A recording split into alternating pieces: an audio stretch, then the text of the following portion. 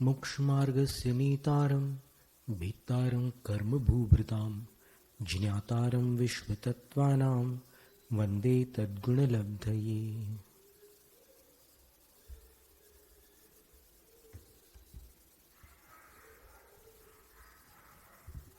नवम अध्याय के अंतिम 2 सूत्र और 10वां अध्याय, इनका स्वाध्याय आज चलेगा।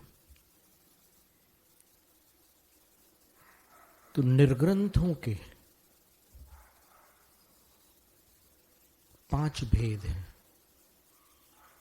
पुलाक, बकुश, कुशील, निर्ग्रंथ और स्नातक। ऐसे 5 भेद हैं। तो पुलाक मुनिराज वो हैं जो उत्तर गुण संबंधी आचरण से, उसकी भावना से रहित मन वाले हैं। यानी उनके मन में भी 12 तप और 22 परिश्रमों पर विजय प्राप्त करने का भाव नहीं है। और व्रतों में अर्थात महाव्रतों में भी कहीं किसी स्थान पर किसी काल में पूर्णता को वह प्राप्त नहीं हो पाते। महाव्रत में भी अधूरापन आ जाता है। तो अविशुद्ध पुलाक सादृश्यात, जो पोला धान होता है उसके समान होने के कारण उनको पुलाक यह नाम प्राप्त होता है। इस नाम के वो योग्य होते हैं। ये संज्ञा उनको दी जाती है, पुलाक। फिर दूसरे जो थे वो बकुश थे। बकुश का अर्थ होता है चित कबरा। तो अखंडित व्रता, जिनके व्रत अखंडित है अर्थात महाव्रत निर्दोष है, परिपूर्ण है, परंतु शरीर संस्कार अर्धी सुख यशो विभूति प्रवणा बकुशः। शरीर को थोड़ा महत्व देते हैं। निर्ग्रंथम प्रस्थिता, निर्ग्रंथ अवस्था में तो भली भांति अवस्थित है। और व्रत भी उनके अखंडित है, महाव्रतों में कोई दोष नहीं है। किंतु शरीर और उपकरण, इन 2 की सजावट का अनुवर्तन करते हैं, अर्थात दोनों को साफ सुथरा रखते हैं, सज्जित सुसज्जित रखते हैं।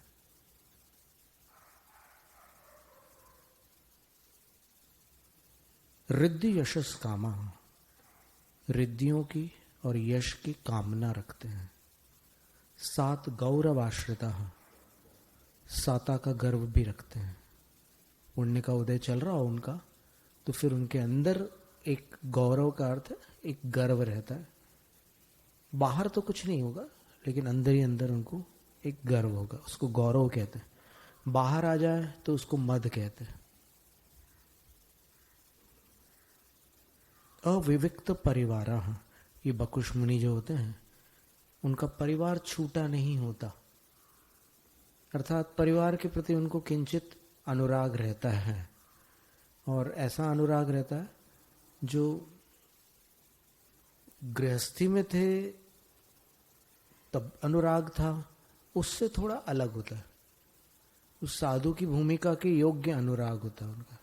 गृहस्थी जैसा अनुराग नहीं होता, लेकिन अनुराग होता है। अविविक्त परिवार छूटा नहीं होता उनका।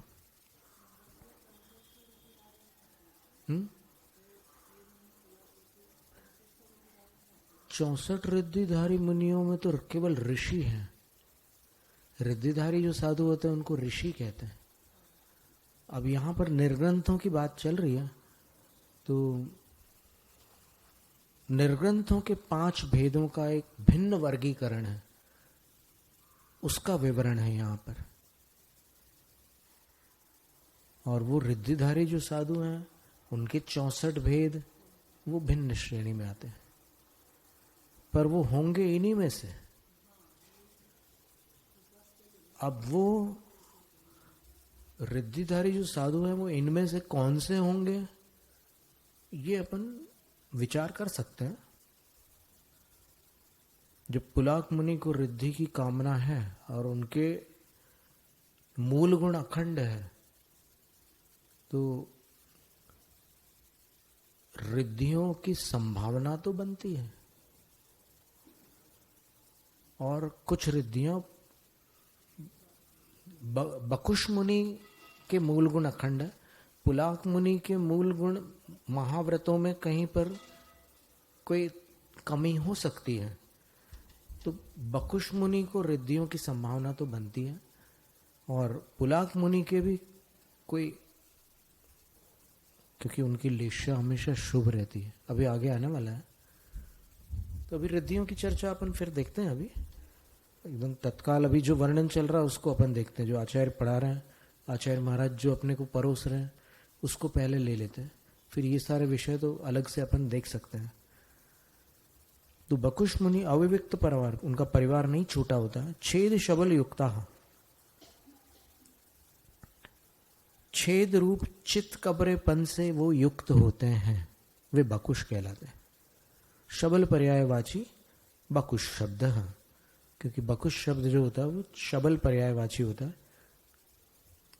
चीतल नाम का जो हिरण होता है उसके ऊपर जो सफेद टपके टपके होते हैं, बस ऐसे ही उनके परिणामों में कुछ होता है, चित्रलपना।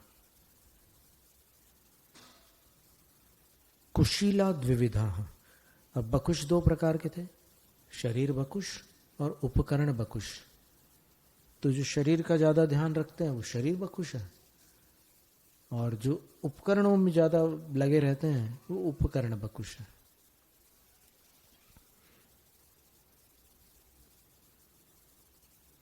यहां पर दूषित साधुओं का वर्णन नहीं चल रहा है, ये पहले ध्यान रखना।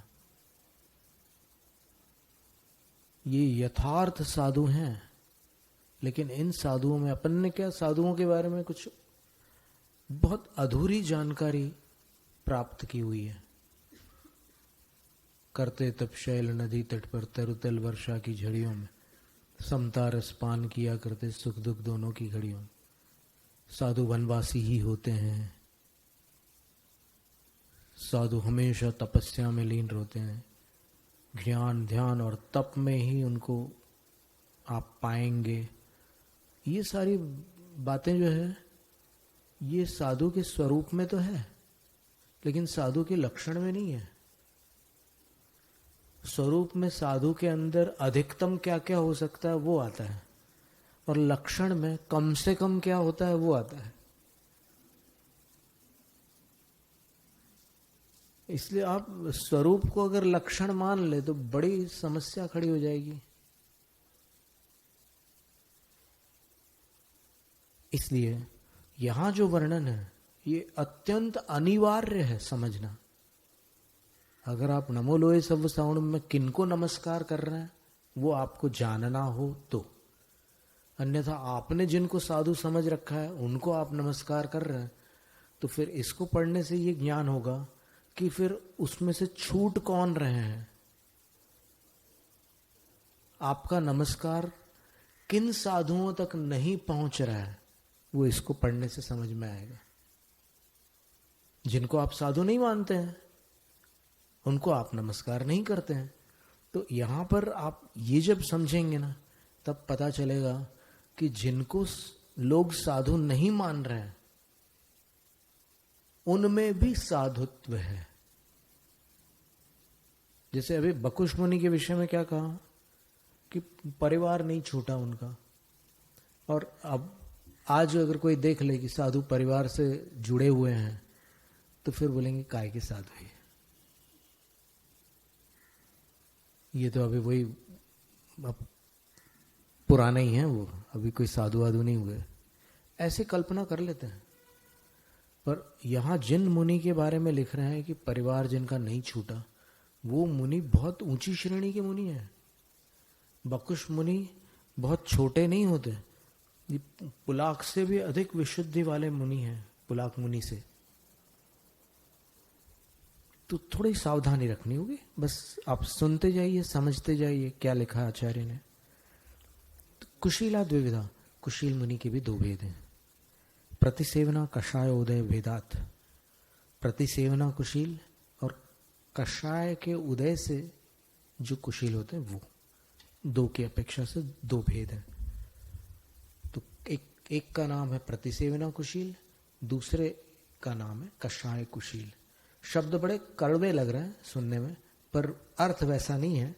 ये बहुत ऊंची श्रेणी के मुनियों की बात है, ये सैद्धांतिक शब्द है।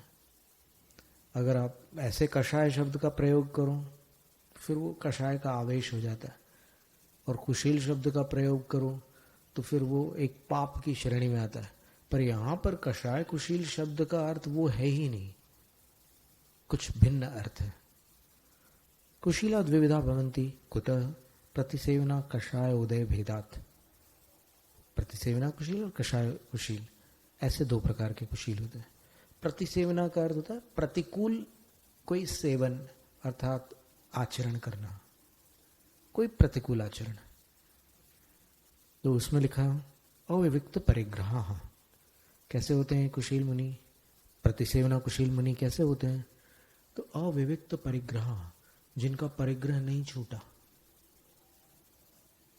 परिपूर्ण उभया, और उसके बाद जो विशेषण दिया उससे कान खड़े हो जाए ऐसा विशेषण दिया।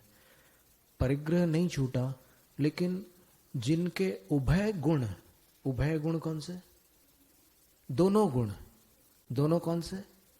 मूल और उत्तर गुण परिपूर्ण है। बहुत सावधानी से सुनने की बात है ये, कि कोई ऐसे परिग्रह भी हो सकते हैं जिनको साधु ने नहीं छोड़ा, लेकिन उन परिग्रहों के रहते हुए मूल गुण और उत्तर गुण परिपूर्ण है उनके। कितनी बड़ी बात है ये आचार्य अकलंक देव का वचन है। परिपूर्ण उभय कथंचिद उत्तर गुण विरादिन प्रतिसेवना कुशीला। और किसी कारणवश, किसी अपेक्षा से उत्तर गुणों की विराधना हो जाती है उनसे। उत्तर गुण का अर्थ क्या है? 34 उत्तर गुण बतलाए थे, स्मरण कीजिए। 22 परिषय और 12 तप। तप संकल्पित होता है, परिषय असंकल्पित होता है। जो अपने आप कष्ट आते हैं उनको परिषय कहते हैं, और जो संकल्प पूर्वक ग्रहण किया जाता है उसको तप कहते हैं। तो कैसे दोष लगेंगे उनको? उत्तर गुण में किस अपेक्षा से विराधना होगी? तो बोले ग्रीष्म काल है, प्रचंड गर्मी पड़ रही है, तो उस समय जंगा प्रक्षालनादि सेवनाथ, घुटने से नीचे वाले भाग में वो कमंडल का पानी लगा लेंगे। गर्मी सहन नहीं हो रही है तो वहां लगा लेंगे।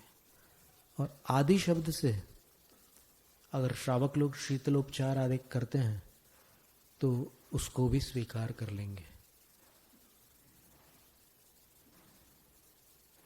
तो इसमें क्या हुआ? परिषय जय नहीं है। परिषय जय का अर्थ है कितनी भी गर्मी, कैसी भी गर्मी पड़ रही हो, कोई प्रतिकार न स्वयं करना न किसी से करवाना। अब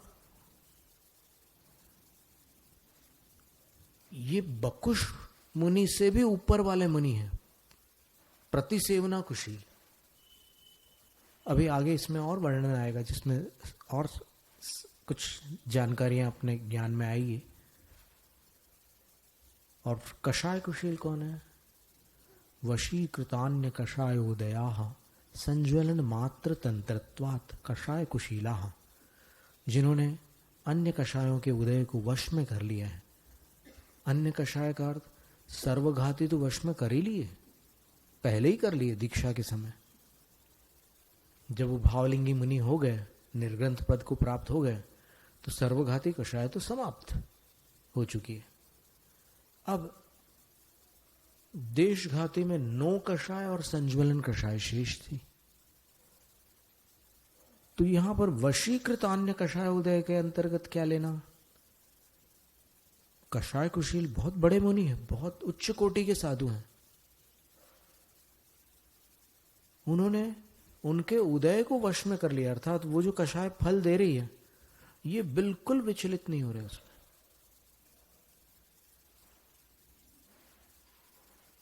यानी जैसे शोक है, हास्य है, रति है, अरति है, भय है, जुगुप्सा है और वेद है। अब वो इनको वश में कर चुके हैं। वे कषाय कुशील मुनि हैं। और चूंकि कषाय कुशील मुनि छठे सातवें में भी पाए जाते हैं, इसलिए अपन जो कषायों को वश में किया है उसको श्रेणी की अपेक्षा से नहीं लेंगे। श्रेणी में उपशम अथवा क्षय होता है तो भी वो कषाय समाप्त हो जाती है, लेकिन यहां पर उन कषायों के उदय को जिन्होंने काबू में कर लिया है, अर्थात वो उस उदय के वशीभूत नहीं होते। हंसना, रोना आदि सब समाप्त हो चुका है उनका, तो भी वो आनंद रहित नहीं है। उनके जीवन में आनंद भरा हुआ है। हंसना रोना बंद हो गया, नौ कषाय थी, समाप्त। वो उस उदय के वश में नहीं है। कषाय कुशील मुनि है। अब अगर कषाय कुशील मुनि का उदाहरण पूछो आप, तो सुन करके आप अचंभित हो जाओगे। गौतम गणधर कषाय कुशील मुनि थे। आचार्य भद्रबाहु श्रुत केवली कषाय कुशील मुनि थे। अब बोलो क्या करोगे?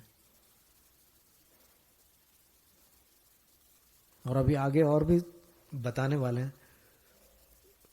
थोड़ी अधीरता आ रही है, ऐसा लगता है कि सब कुछ एक साथ सामने आ जाए, पर आगे सुनते हैं अपन। उदके दंड राजीवत, जैसे पानी में आप लकीर खींच दो डंडे से, तो वो लकीर कितनी जल्दी मिट जाती है। बस उसी प्रकार जिनके घाती कर्मों का उदय थोड़ी ही देर में समाप्त होने जा रहा है, जो केवल ज्ञानी होने वाले हैं उनको निर्ग्रंथ मुनि कहते हैं। यानी पांचों निर्ग्रंथ है, लेकिन पांच में ये निर्ग्रंथ नाम के निर्ग्रंथ है, चौथे वाले। और ये क्षपक श्रेणी की अपेक्षा से है, ये अंतर्मुहूर्त में केवल ज्ञान प्राप्त होगा उनको। और उपशमक श्रेणी की अपेक्षा से वो यथाख्यात चारित्र में स्थित रहेंगे, प्रथम शुक्ल ध्यान में होंगे, वो भी निर्ग्रंथ है। और प्रक्षीण घाति कर्माण केवलिना स्नातका। और स्नातक कौन है? पांचवें निर्ग्रंथ का नाम स्नातक है। वो जिन्होंने घाती कर्म का क्षय करके केवल ज्ञान प्राप्त कर लिया, वे केवली भगवान स्नातक नाम के निर्ग्रंथ है। अर्थात केवली भगवान भी मुनि की श्रेणी में आते हैं।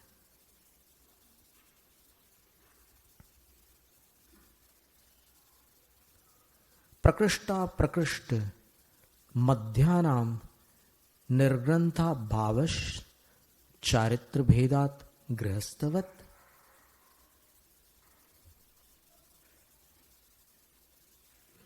जैसे गृहस्थ चारित्र के भेद से निर्ग्रंथ नहीं कहलाता, वैसे ही पुलाक आदि भी उत्तम मध्यम जगन्य चारित्र के भेद से निर्ग्रंथ नहीं कहलाएंगे। शंकाकार कह रहे हैं।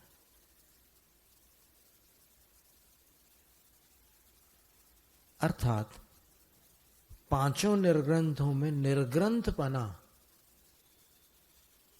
हमारी समझ में नहीं आता।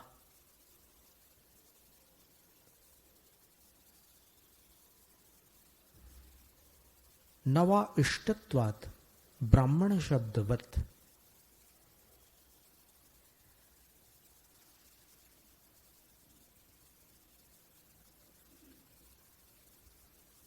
तो आचार्य उत्तर देते हैं कि नहीं,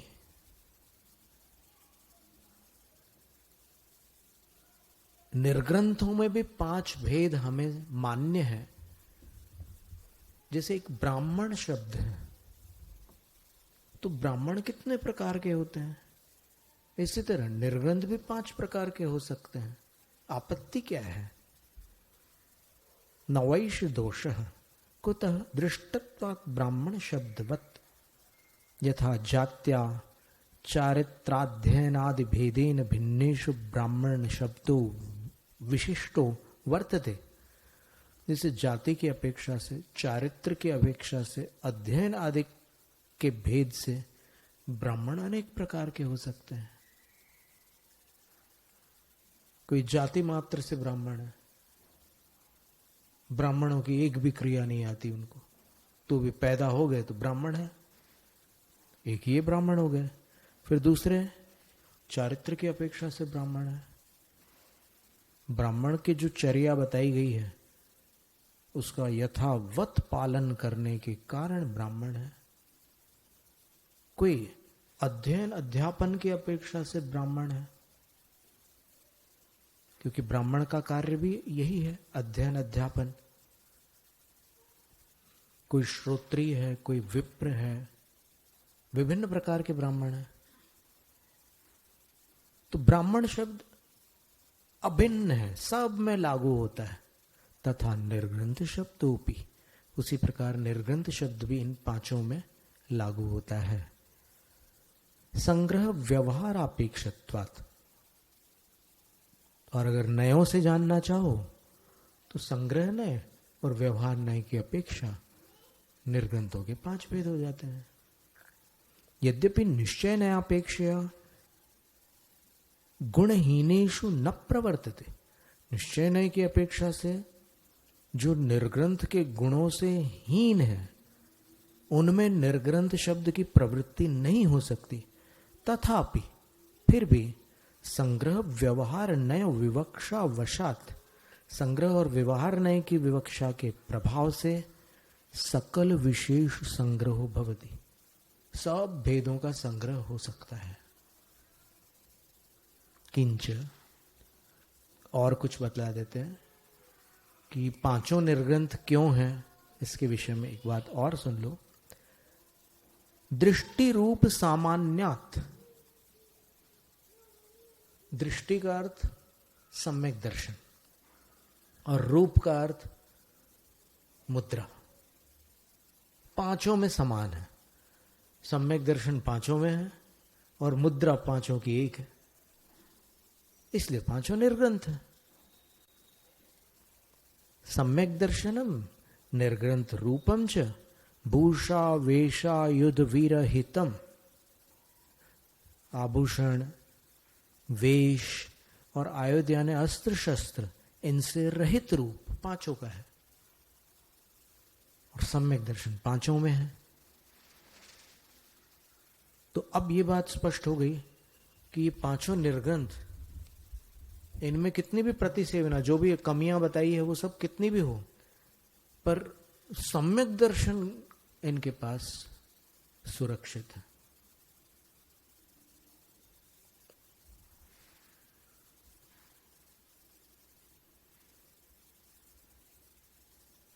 तत्सामान्य योगात सर्वेषु ही पुलाकादिषु निर्ग्रंथ शब्दों युक्तः, इसलिए इतनी समानता का संयोग होने के कारण इन सभी 5 के 5 पुलाक आदिक में निर्ग्रंथ शब्द उचित है। प्रश्नकर्ता का प्रश्न है, भग्नव्रते वृत्तावति प्रसंग इति चेत,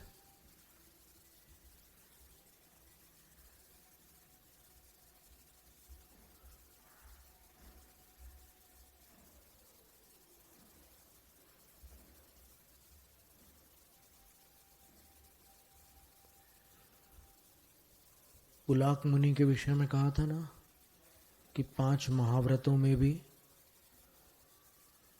अपूर्णता आ जाती है उनमें। किसी देश काल में उनके 5 महाव्रत भी पूरे नहीं हो पाते। तो प्रश्नकर्ता का प्रश्न है कि यदि महाव्रत भग्न हो गए हैं, खंडित हुए हैं, तो फिर खंडित महाव्रतों में भी निर्ग्रंथ शब्द का प्रयोग करने से अति हो जाएगी। फिर तो गृहस्थों को भी निर्ग्रंथ कहना पड़ेगा ना। आचार्य कहते हैं कि नहीं, गृहस्थों को निर्ग्रंथ नहीं कहना पड़ेगा, रूपा भावात, क्योंकि गृहस्थों के पास निर्ग्रंथ रूप का अभाव है, इसलिए उनको निर्ग्रंथ नहीं कह सकते।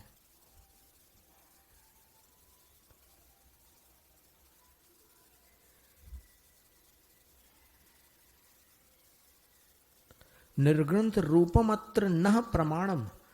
हमारे लिए आचार्य कह रहे हैं कि हमारे लिए यहां पर निर्ग्रंथ मुद्रा प्रामाणिक है। न च श्रावके तदस्ति नाति प्रसंग। श्रावक में वो निर्ग्रंथ मुद्रा नहीं है, इसलिए वो जो अति प्रसंग नाम का दोष तुम समझ रहे हो, वो पुलाक मुनि को निर्ग्रंथ मानने से नहीं घटित होता।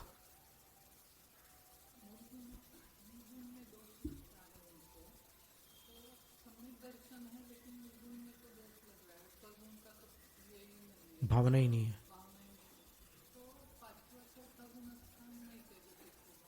अभी सुनिए, आगे आगे बता रहे हैं, उसका पूरा विवरण आ रहा है।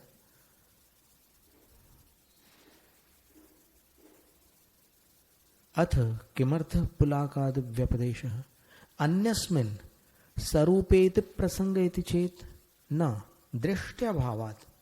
बोलते हैं कि अन्य मत में भी कुछ निर्वस्त्र साधु पाए जाते हैं, तो उनको भी आप निर्ग्रंथ कहो। तो आचार्य उत्तर देते हैं कि ना, नहीं कह सकते। क्यों? दृष्टि अभावात, सम्यक दर्शन का अभाव है वहां पर।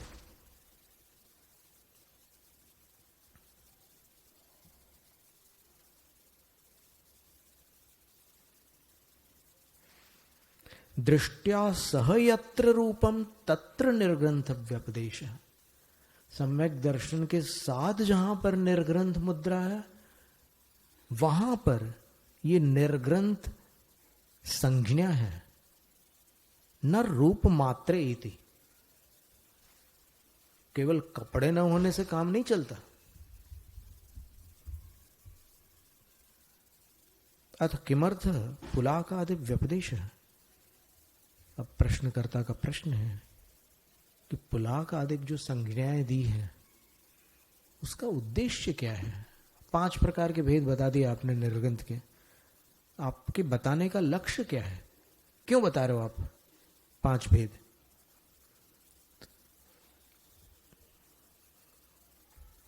गुण प्रकर्ष वृत्ति विशेष ख्यापनार्थ पुलाकाद्युपदेश। पुलाक, बकुश, कुशील, निर्ग्रंथ और स्नातक, इनमें क्रमशः गुणों की उत्कृष्टता होती है। उसको प्रकट करने के लिए यहां पर इन 5 का कथन किया गया है। पुलाक से बड़े बकुश होते हैं, बकुश से बड़े कुशील होते हैं, कुशील से बड़े निर्ग्रंथ होते हैं, निर्ग्रंथ से बड़े स्नातक होते हैं। ये बताने का उद्देश्य है। चारित्र गुणस्य, चारित्र गुण की उत्तरोत्तर प्रकर्ष, आगे आगे उत्कृष्टता होने पर वृत्ति विशेष ख्यापनार्थ पुलाकाद्युपदेश क्रियते।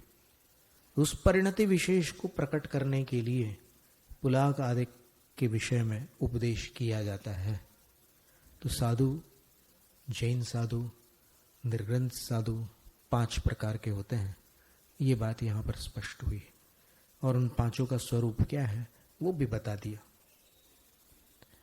तेषां पुलाकादीनां भूयो विशेष प्रतिपत्त्यर्थमिदमुच्यते। उन पुलाक आदि मुनिराजों का फिर से विशेष प्रतिपत्त्यर्थम, विशेष ज्ञान प्राप्त करने के लिए इदम उच्यते, यह नवम अध्याय का अंतिम सूत्र कहा जाता है। पुलाकादिक का विशेष ज्ञान इसमें प्राप्त होगा। अभी जो प्रश्न उठ रहे हैं मन में, उन सब का समाधान यहां होने वाला है। तो ये अनुयोग द्वारों के माध्यम से आचार्य इन मुनिराजों के विषय में जानकारी प्रदान करते हुए लिखते हैं, संयम श्रुत प्रतिसेवना तीर्थ लिंग लेश्योपाद स्थान विकल्पतः साध्या।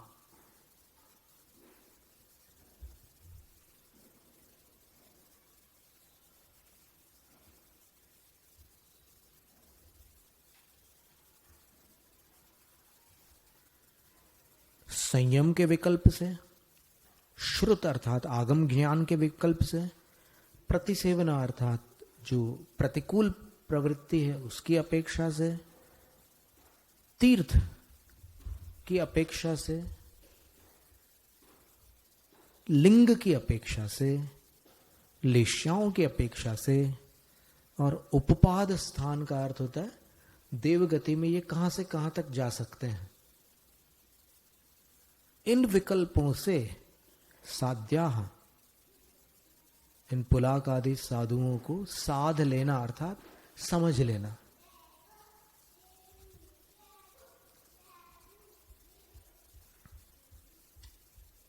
तो समझा दीजिए आचार्य महाराज अकलंक देव। उमा स्वामी महाराज ने तो कह लिया कि समझ लेना, साध लेना। तो आचार्य अकलंक देव कहते हैं चलो थोड़ी सी हम मदद कर देते हैं, और वो अपने को जो श्रुत परंपरा से चलाया आया ज्ञान है वो प्रदान करते हुए लिखते हैं।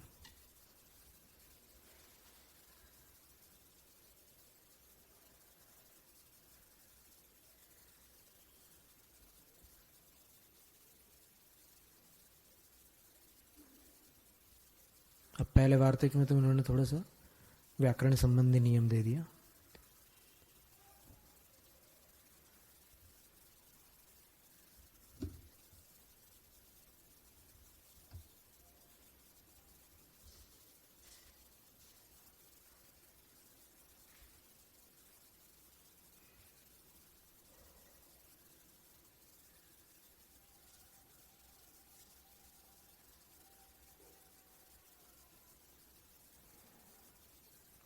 पुलाकादय संयमादि भी साध्या।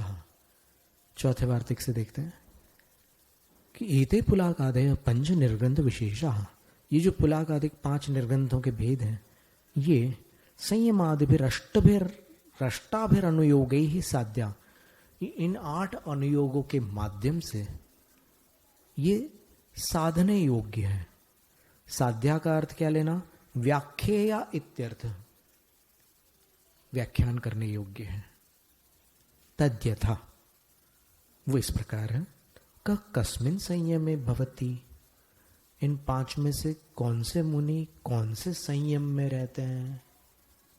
तो बता रहे हैं पुलाक बकुश प्रतिसेवना कुशीला। पुलाक बकुश और प्रतिसेवना कुशील नाम का स्मरण रखिएगा। द्वयोः संयमयोः, 2 संयमों में होते हैं। कौन से 2 संयमों में? सामायिक छेदोपस्थापनयोर भवन्ति, सामायिक और छेदोपस्थापना संयम में होते हैं।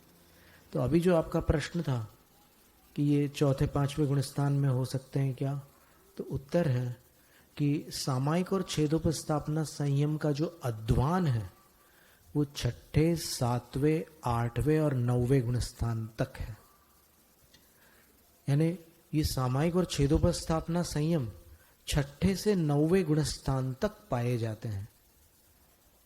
तो अब ये 3 जो मुनि हैं, पुलाक मुनि, जिनके महाव्रत भी क्वचित कदाचित खंडित हो सकते हैं, वे भी 6ठे गुणस्थान से नीचे नहीं है। बकुश मुनि भी, जो उपकरणों में लगे रहते हैं, शरीर को टिप टॉप रखते हैं, वे भी छठे गुण स्थान से नीचे नहीं है। इसका अर्थ ये हुआ कि उनकी जो भी प्रवृत्तियां हो रही है वो उनको सकल संयम से नीचे देश संयम में लाने के लिए समर्थ नहीं है।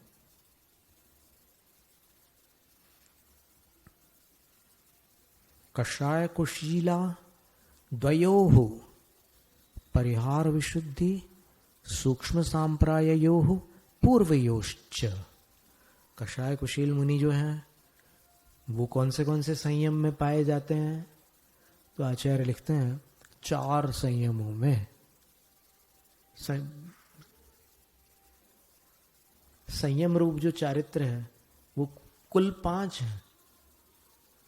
तो यथाख्यात को छोड़कर बाकी 4 में कषाय कुशील मुनि पाए जाते हैं, अर्थात वो भी छठे गुण स्थान से नीचे नहीं जा सकते। जब गौतम गणधर कषाय कुशील मुनि थे, भद्रबाहु स्वामी कषाय कुशील मुनि थे, तो ये तो मुनियों में महामुनि की श्रेणी में आते हैं। आज पंचम काल में, अभी कलयुग में अपन भक्ति के अतिरेक में वर्तमान के किन्हीं साधु को महामुनि कह दें, वो कथन मात्र है। और वो जो महामुनि थे, कषाय कुशील जो मुनि है, जो महामुनि है, वो यथार्थतः महामुनि है।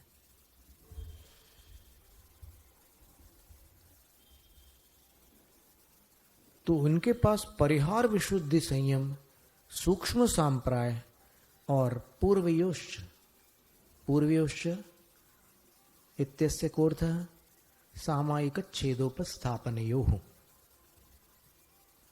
4 संयम होते। तो इससे स्पष्ट हुआ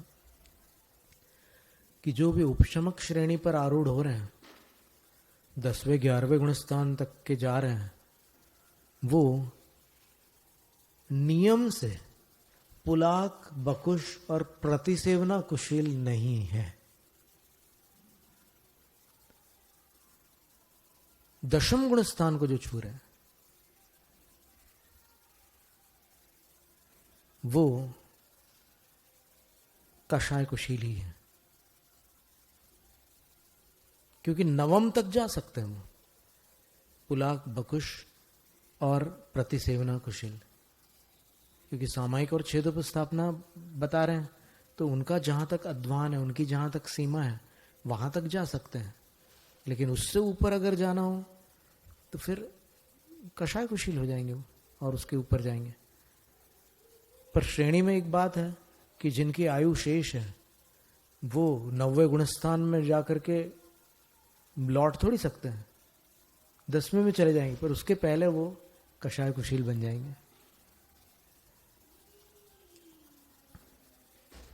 निर्ग्रंथ स्नातकाः एकस्मिन्नेव यथाख्यात संयमे।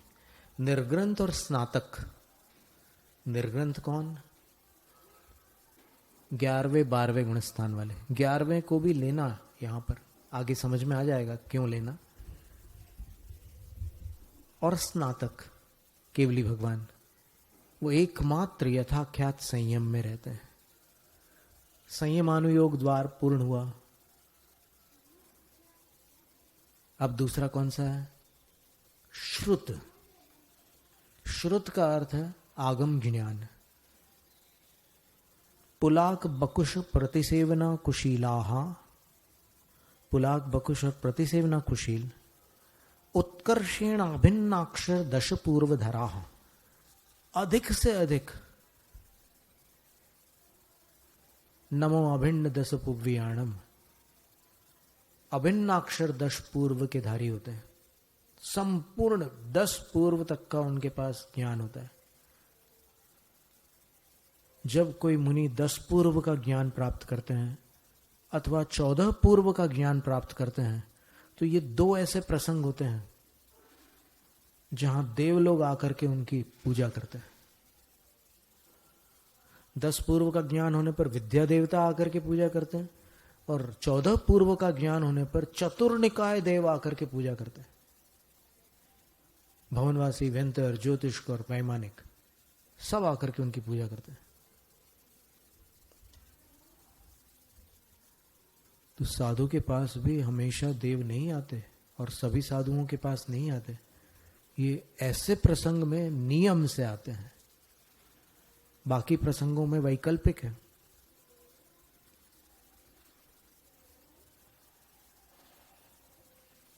तो अधिकतम इतना ज्ञान होता है उनको।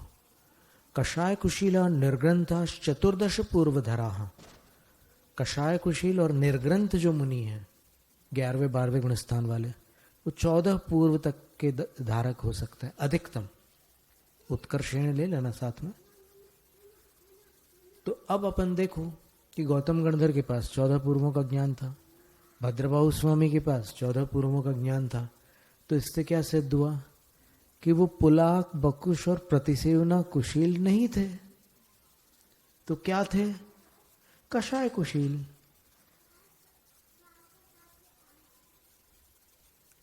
जगन्येन पुलाकस्य श्रुतम आचार वस्तु।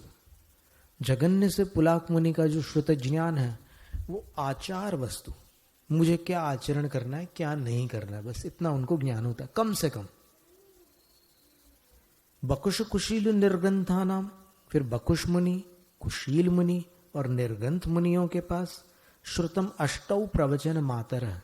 जगन्य से इतना ज्ञान होता है, 5 समिति और 3 गुप्ती, बस इतना ही ज्ञान होता है उनके पास और कुछ नहीं।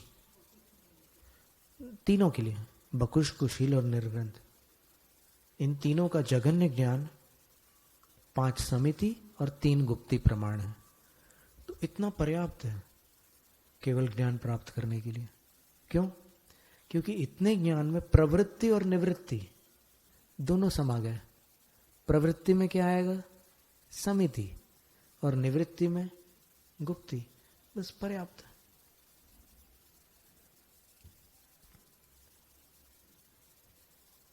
स्नातका अपगत श्रुता केवलिन, और स्नातक के पास कितना श्रुत ज्ञान होता है? तो वो केवली भगवान है। तो केवली भगवान के पास श्रुत ज्ञान नहीं होता, केवल ज्ञान होता है। अब श्रुतानुयोग द्वार पूर्ण हुआ। अब प्रतिसेवना तीसरा अनुयोग द्वार है। प्रतिसेवना की अपेक्षा से इन 5 के बारे में विचार कर रहे हैं, व्याख्या हो रही है। प्रतिसेवना का अर्थ क्या होता है? प्रतिकूल सेवन करना।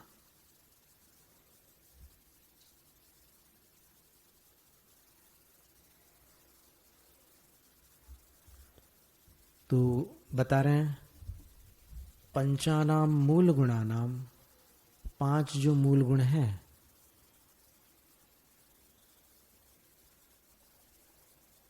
ऊपर व्रत शब्द था, तो यहां भी अभिप्राय में वही लेना, क्योंकि अर्थ ग्रहण करते समय पहले की बात बाद की बात से खंडित नहीं होनी चाहिए, क्योंकि जिनवाणी जिनवाणी को नहीं काटती।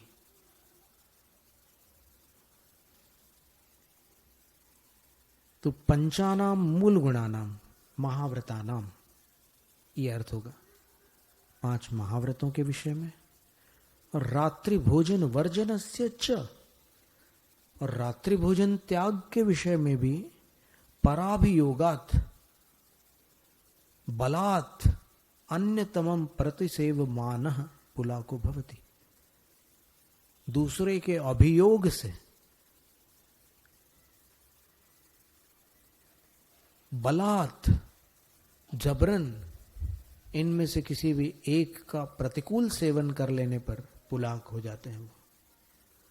यानी कोई उपद्रव करके जबरदस्ती रात में कुछ खिला दे साधु को, अथवा 5 महाव्रतों में भी कोई प्रतिकूल प्रवृत्ति करा दे बलपूर्वक, तो वो फिर वो पुलाक हो जाएंगे। बकुशो द्विविध, बकुश के 2 भेद हैं, उपकरण बकुश, शरीर बकुशश चेति। उपकरण बकुश और शरीर बकुश, ऐसे 2 भेद हैं। प्रतिसेवना के अंतर्गत बता रहे हैं कि कैसे कैसे दोष हो सकते हैं उनमें, लेकिन दोष होने पर भी वो असाधु नहीं रहते, असाधु नहीं हो जाते, इसका अपने को ध्यान रखना है, तभी ये स्वाध्याय सार्थक है। दोषों की प्रशंसा नहीं है, दोषों का समर्थन नहीं है, केवल विवरण है।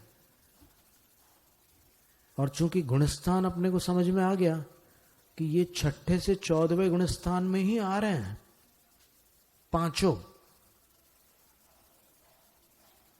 ये पांचों प्रकार के जो निर्ग्रंथ हैं वो 6 से 14वें गुणस्थान में सारे के सारे समा रहे हैं। तो इसका अर्थ ये है कि नमो लोए सव्व साउणम और नमो अरिहंताणम पद में ये सारे आ रहे हैं। तो ये परमेष्ठी है, ये पक्की बात होगी। इनमें केवल एक परमेष्ठी नहीं है, बाकी 4 है। कौन से नहीं है? सिद्ध, क्योंकि सिद्ध निर्ग्रंथ नहीं होते। निर्ग्रंथ होने का फल होते हैं सिद्ध। बाकी 4 हैं, आचार्य भी हैं, उपाध्याय भी हैं, साधु भी हैं, अरिहंत भी हैं, सब है।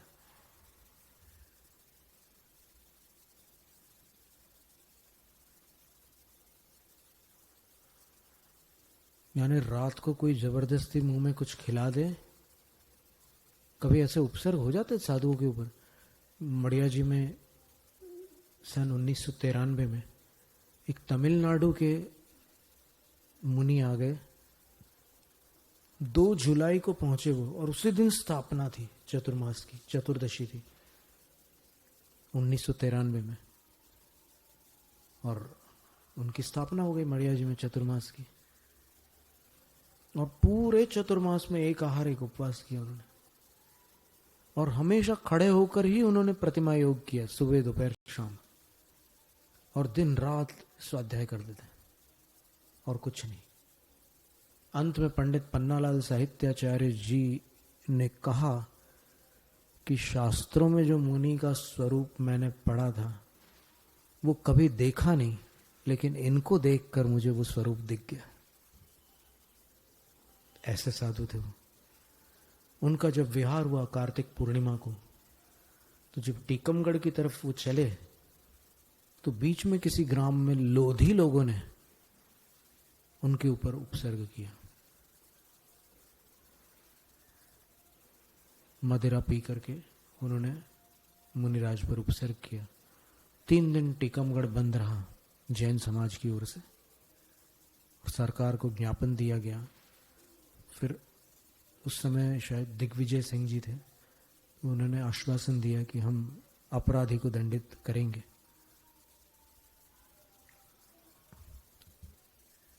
तो जब वो उपद्रव करते हैं जैनेतर लोग, जबरदस्ती मुंह में बिस्कुट विस्कुट डाल देते हैं, कभी और कोई चीज खिला देते हैं, रात में खिला देते हैं, पिला देते हैं कुछ, तो भी वो साधु भावलिंगी है, ध्यान में रखना। और पुलाक मुनि के विषय में अभी आगे आने वाला है। क्या? कर्मों के उदय के बिना कुछ पत्ता हिलता है क्या कहीं संसार में? तो उसकी तो बात ही नहीं है। कर्मों का तो उदय है ही उनका। प्रतिकूल असादा का उदय चल रहा है, तब तो उपसर्ग हो रहा है। अभी सुनिए, आगे आगे सुनिए आचार्य क्या कह रहे हैं। वो अपन हमारी उसमें ज्यादा रुचि होती है, अपन विचार तो बहुत सारे कर लेते हैं बीच बीच में, अच्छी बात है।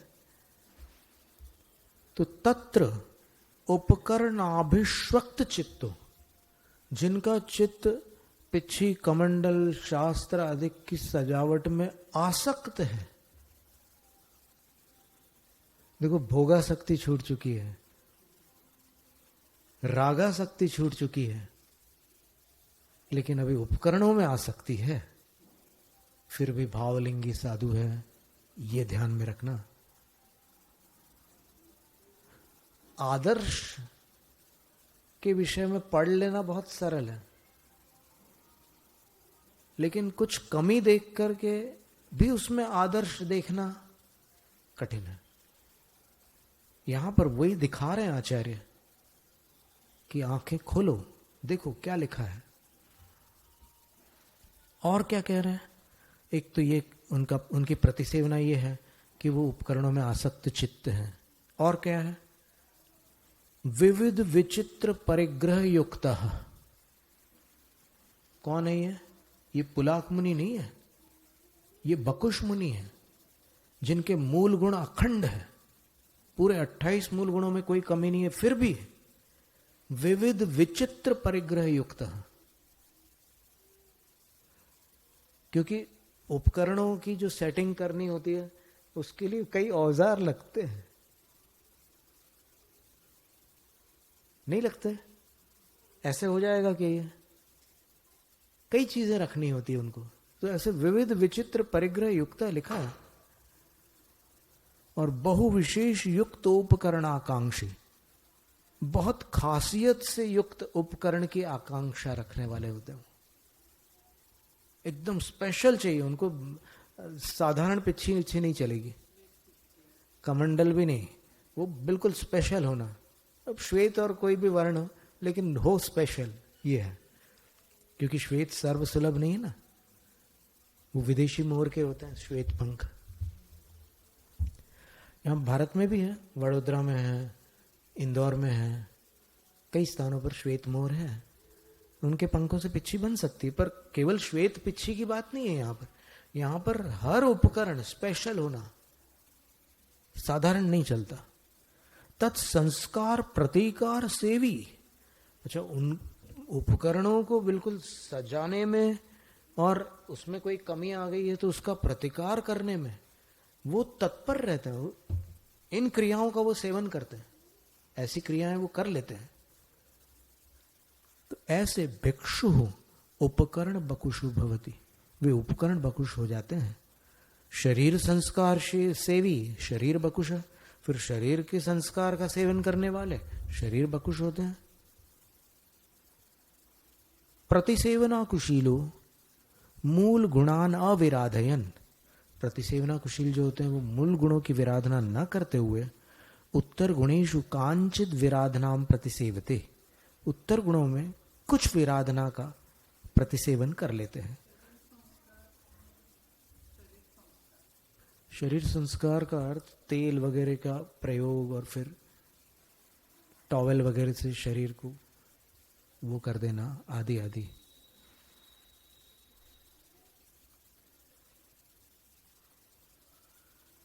अब वहां पर विविध विचित्र परिग्रह युक्त कह ही दिया है उन्होंने उपकरण बकुश मुनि के लिए। तो शरीर बकुश मुनि के योग्य भी कुछ ऐसी कुछ चीजें हो सकती है जिससे वो शरीर को टिप टॉप कर लेते हैं। वो उपकरण को करते हैं और ये शरीर को करते हैं। कोई ऐसे द्विसंयोगी भंग भी हो सकते हैं, कोई ऐसे भी मुनि हो सकते हैं जो शरीर को भी टिप टॉप रखते हैं, उपकरणों को भी टिप टॉप रखते हैं, हर चीज उनके पास फर्स्ट क्लास रहती बिल्कुल संभव है, पर है भावलिंगी संयत के गुणस्थानों में और परमेष्ठी के स्थान पर। तो प्रतिसेवना कुशील मुनि मूल गुणों की विराधना न करते हुए उत्तर गुणों में कुछ विराधना का प्रतिसेवन कर लेते हैं। अब एक पंक्ति है, सावधानी से सुनने योग्य है। आचार्य लिख रहे हैं, कषाय कुशील निर्ग्रंथ स्नातकानाम प्रतिसेवना नास्ति। कषाय कुशील मुनि, निर्ग्रंथ मुनि और स्नातक मुनि, इन तीन प्रकार के मुनिराजों की चर्या में कोई प्रतिसेवना नहीं है, कोई दोष नहीं है, शुद्ध चर्या।